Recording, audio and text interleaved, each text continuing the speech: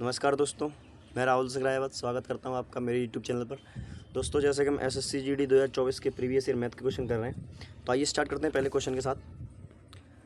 पहला क्वेश्चन है कि 3800 रुपये अंकित वाली एक पुस्तक को 21-28 रुपये में बेचने पर दिए जाने वाली छूट प्रतिशत कितनी होगी। तो 8 से काट लें, इसको 8 से कट रहा है।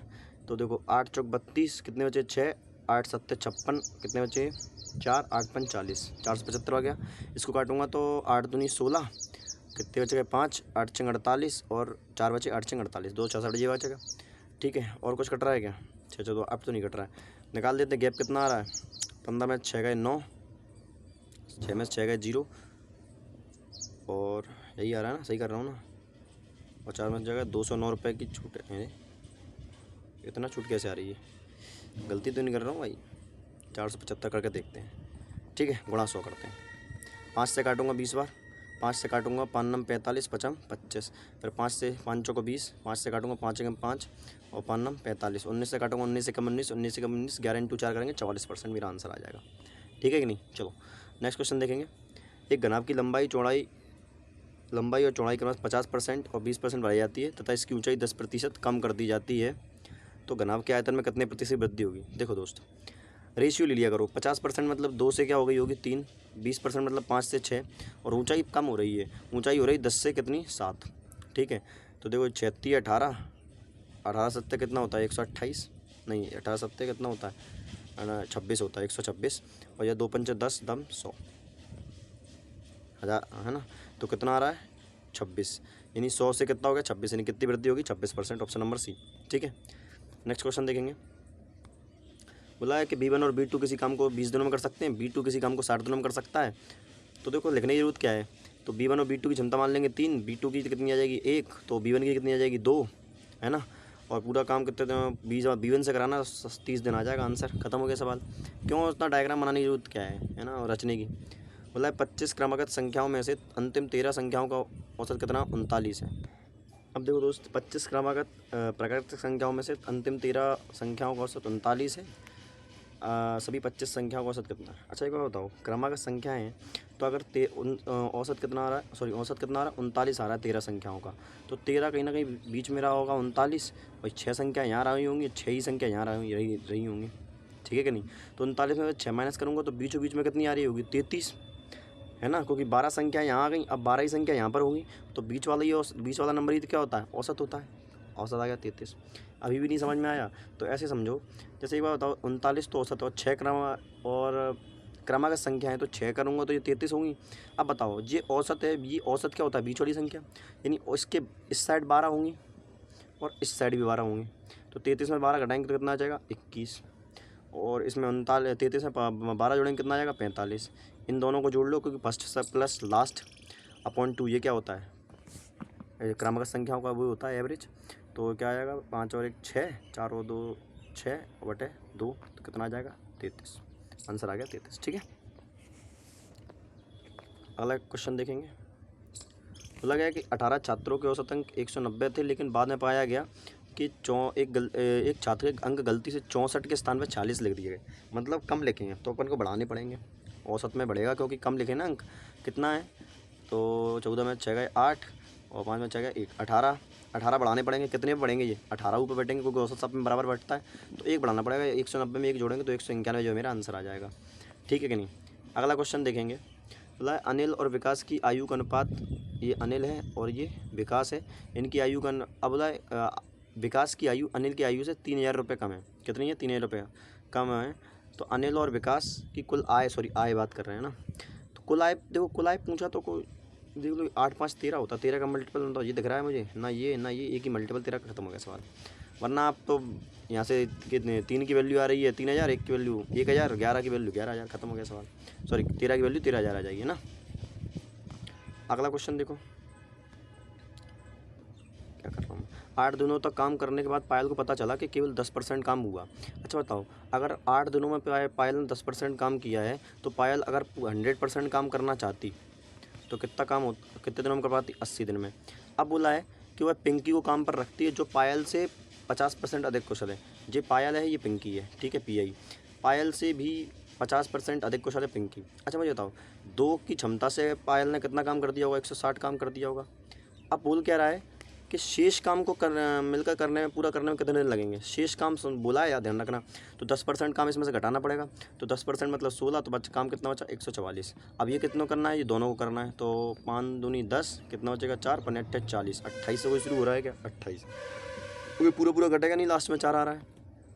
ठीक है, बोला लघुत्तम सामर्थक 12, 24, 480। 480 LCM हो गया, क्योंकि इन ये दोनों संख्या, बड़ी वाली संख्या पकड़ा करो, जब इन दोनों संख्याओं का डिवाइड बड़ी संख्या में चला जाए वही LCM होता है।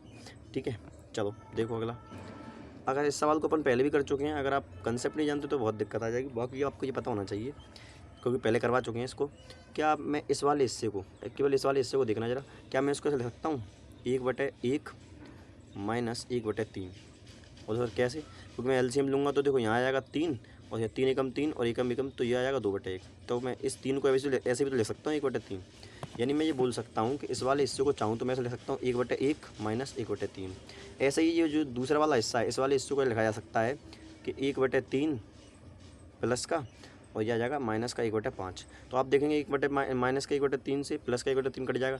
ऐसे ही इस वाले हिस्से में 1/5 आएगा, वो प्लस वाला इसको काट देगा। तो लास्ट में जाकर बचेगा क्या? देखो लास्ट में ये 1/1 तो यहाँ बच जाएगा, और यहाँ देखोगे तुम तो 1/47 यहाँ बचेगा, माइनस का बचेगा कि नहीं बचेगा? तो यहाँ 47 का मल्टीप्लाई करेंगे तो 1 घटाएंगे तो यह आएगा 46, और नीचे आएगा 47। आंसर आ गया 46/47। ठीक है कि नहीं? नेक्स्ट क्वेश्चन देखेंगे। वह बड़ी से बड़ी संख्या ज्ञात की जिसमें 60 और 90 को भाग देने पर क्रमशः 2 और 3 शेष पर बचे। भाग देना है तो देखो 23 से अगर मैं डिवाइड दूँ, 23 दूनी 46 होता है, और 23 3 69, 3 तो ज़्यादा चला जाएगा, 14 बच रहा है, गलत हो गया क्या ना? 29 का कर देंगे तो 29 दूनी होता है 58, 2 शेष बच रहा है, और 29 3 होता है कितना होता है 87, और 3 शेष बच रहा है। सेटिस्फाई कर गया, ऑप्शन नंबर बी जो है करेक्ट आंसर हो गया। नेक्स्ट क्वेश्चन को देखेंगे। अरे रुक जा भाई, अरे बोला है कि 27 इसका क्या निकालना है? महत्तम समर्थक निकालना है। तो ऊपर वाले का HCF निकालो, तो 27 9 6 HCF कितना आएगा? 3 आ जाएगा। 3 का कोई मल्टीपल भी नहीं है, केवल यही मेरा आंसर हो गया, है ना? खत्म हो गया सवाल। आगे देखो, बोला एक वस्तु का अंकित मूल्य उसके क्रय मूल्य से 250%, क्रय मूल्य का 250%। अगर अंकित मूल्य 100 है तो क्रय मूल्य कितना हो गया? 250। मतलब 50% छूट देता है। 50% छूट तो मार्क प्राइस में मिलेगी ना, तो 250 पे 50% छूट मतलब 125 की छूट देके 125 की बेचेगा, तो 100 पे 125 यानी 25% का लाभ, ऑप्शन नंबर ए। ठीक है, अब देखो बोला कि एक्स वाई का अनुपात ये है, जेड और डब्ल्यू क्या है? 2x और एफ वाई है। तो अगर मैं जेड और डब्ल्यू की वैल्यू निकालना चाहूँ तो 2 × x कितना है? 2 × 6, और 5 वाई की वैल्यू कितनी? 5, तो 25 आ गया। अब बोला x × जेड और y × डब्ल्यू, तो देखो x कितना था? 3, और जेड कितना निकाला? 6, तो 6 3 18 ये आ जाएगा। अब देखो डब्ल्यू कितना था, वाई कितना था? वाई कितना दिया है? 5, और डब्ल्यू कितना निकाला है अपन ने? 25, तो 25 पंचे 125, तो 18:125, ऑप्शन नंबर सी। ठीक है, नेक्स्ट क्वेश्चन देखेंगे। बोले कोई मूलधन चक्रवर्ती ब्याज की निश्चित दर पर वार्षिक रूप से संयोजित पर उधार दिया जाता है, तो वह धनराशि 3 वर्ष के अंत में तो इतनी होती है, और 4 वर्ष के अंत में इतनी हो जाती है। आपको पता होगा यार, ये 1331 क्यूब होता है 11 का, तो 10 से कोई राशि 11 हुई होगी, तो यानी मेरा आंसर 10 का मल्टीपल ये की ऑप्शन 10,000। 10 का मल्टीपल क्या होता है? यही होता है, क्योंकि यही क्यूब बनना है। और नहीं भी समझ में आए तो क्या किया करो, 3 और 4 वर्ष का दिया ना, इन दोनों का ले लो रेशियो। क्या ले लो? इन दोनों का रेशियो ले लूँगा, है ना? तो 14641, जब लास्ट वाले 2 साल दे रखे तो उन्हीं का रेशियो ले लिया करो। अब देखो इनका रेशियो लोग अपने आप कटते दिखाई देंगे। ये जाएगा 11 से 121, है ना? ये आएगा 11 एकम 11, कितने बचे? 3, 11 3 33, कितने बचे? 3, फिर 11 3 33, एक बचा, फिर 11 एकम 11, फिर से काटेंगे, ये जाएगा 11 बार, ये जाएगा 121 बार, फिर से काटेंगे तो ये 11 एकम 11, और ये आएगा 11 बार। 10 से 11 हो गया, मतलब 1 का ब्याज मिला 10 पर गुणा 100, है ना? और इस 11 की वैल्यू कितनी दे रखी थी? क्यू कर रहे हैं, 3 साल की बात करूँ तो क्यू करूँगा, तो ये आ जाएगा 1331, आ जाएगा कि नहीं आ जाएगा? यानी एक की वैल्यू आएगी 110, है ना? यही तो आएगा, तो उसकी वैल्यू कितनी होगी? 10,000 रुपये। खत्म हो गया सवाल। ठीक है कि नहीं? नेक्स्ट क्वेश्चन देख लो।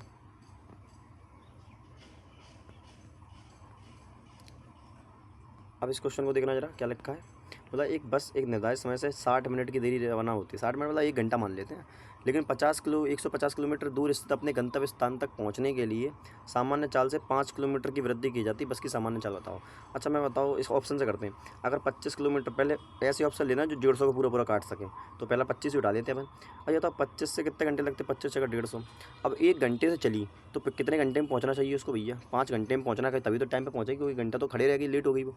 अगर इसमें 5, क्योंकि 5 वृद्धि कर रहे हैं तो मैं भी इसमें 5 वृद्धि करता हूँ, तो कितनी हो जाएगी 30। क्या 30 से 150 में कितना टाइम लग रहा है? 5 घंटे लग रहा है। सेटिस्फाई करेगा, 5 घंटे लगना चाहिए था। ऑप्शन नंबर मेरा क्या हो गया? ए। अगला क्वेश्चन देखेंगे। बोला गया है साधारण ब्याज की दर पर, किस दर पर कोई धनराशि 24 वर्ष में स्वयं का 3 गुना हो जाएगी? स्वयं का 3 गुना मतलब 2 ब्याज मिलेगा, राशि 1 मान लो, रेट मुझे निकालनी है, टाइम 24 साल है बटे 100। ठीक है, 24 से 2 से जाएगा 12 बार, है ना। इससे काटूंगा 4 3 12, इसको काटूंगा 25, तो 25 बटे 3 मतलब 3 8 24, 8 बार जाएगा, 3 8 24 और 3 3 9, तो 8.33 करके मेरे जो आंसर आ जाएगा। ठीक है, चलो नेक्स्ट क्वेश्चन देखते हैं। बोला है कि 1 किलोग्राम टमाटर का मूल्य 120% वृद्धि होती है। मतलब 100 अगर टमाटर का मूल्य है तो 120 वृद्धि मतलब 220 हो गया। और बोला वृद्धि 720 है, तो 120 की वैल्यू कितनी? 720। 1 की वैल्यू कितनी आएगी? 6। तो क्या पूछा है? प्रति किलोग्राम टमाटर का नया मूल्य पूछा, 6 से मल्टीप्लाई कर दो। 6 6 दूनी 12, 1 हासिल आई, 6 दूनी 12, 1320। ऑप्शन नंबर डी जो है करेक्ट आंसर हो गया। अगला क्वेश्चन देखेंगे। बोला कि एक रमेश वस्तु को 236 में बेचता है, 46 रुपये का लाभ होता है, लाभ प्रतिशत निकालो। अच्छा 46 का लाभ होता है तो खरीदी कितने में होगी? 190 में। और लाभ कितना हुआ? 46 गुणा 100 कर दो, 0 से 0 खत्म हो गया, यह आएगा 460 बटे 9। 19 दूनी कितना होता है? 38, 8 बचे, फिर 19 3 57, 19 चौको 76, 24 करके कुछ आंसर आएगा, 24.21 जो है मेरा आंसर हो जाएगा, है ना। चलिए, एक घड़ी का क्रय मूल्य और विक्रय मूल्य के बीच का अंतर कितना है? 560। और लाभ कितना है? 35%। इस 35% की वैल्यू तो 560 है, या बताओ भाई, कोई चीज़ 100 की है और 135 की बेच रहे हैं, तो अंतर कितना का? 35 की निकाल दो। 7 पंचे 35, 7 8 56, 1 से काटेंगे 16। पूछा क्या है? तो विक्रय मूल्य बताओ, 16 की वैल्यू निकालनी है। 16 85, हासिल आई 8, 16 3 48, 6 8 56, हासिल आई 5, 16 कम 16, 5 21, 2160 आ गया। ऑप्शन नंबर बी जो है करेक्ट हो गया। ठीक है, अगला क्वेश्चन देखेंगे। एक अर्धगोले की त्रिज्या इतनी है, आयतन बताओ। तो अर्धगोले का फॉर्मूला होता है 2/3 पाई आर क्यू, 22/7, 22/7, और इसको 21 को लिख सकता हूँ 21/10 गुणा 21/10 और गुणा 21/10। ठीक है ना। 7 से काटूंगा, या 7 3 21 से 21 खत्म हो गया, कर दो। ये जा गया 441। एक काम करो, देखो 2 यहाँ से चुरा लो, 2 यहाँ से चुरा लो, तो 441 में 4 से मल्टीप्लाई कर लो पहले। तो 441 में मैं 4 से मल्टीप्लाई कर दूँ, यहाँ पे याद रखना 2 मैंने निकाल ली तो यहाँ 11 बचा होगा, तो पहले मैं 4 से मल्टीप्लाई करके देख लेता हूँ कितना आ रहा है। तो 4 एकम 4, 4 चौक 16, 4 चौक 16, 1 17, 17 से 64 आ गया, है ना। यही तो है, 4 एकम 4 चौक 16, हाँ ठीक है। अभी 11 से मल्टीप्लाई और कर दो, तो करेंगे तो ये आ जाएगा, मैं यहाँ कर रहा हूँ 4, यहाँ कर लेता हूँ 4 6 4 10, 7 4 13 1 14, है ना। 7 1 8 1 9 और 1 का 1, और डिवाइड किससे करना है? 300 आ रहा है नीचे, तो है ना, तो 3 जीरो यानी 3 अच्छा पॉइंट लगेगा, 19.404। एक ही ऑप्शन है, ऑप्शन नंबर डी। ठीक है दोस्त, तो ये था आज का पेपर। आई होप आप सभी को पसंद आई हो वीडियो। अगर आपको कोई भी दिक्कत हो, है ना, सॉल्यूशन में, तो आप प्लीज़ कमेंट करें, हम उस पर कुछ ना कुछ ज़रूर विचार करेंगे। धन्यवाद।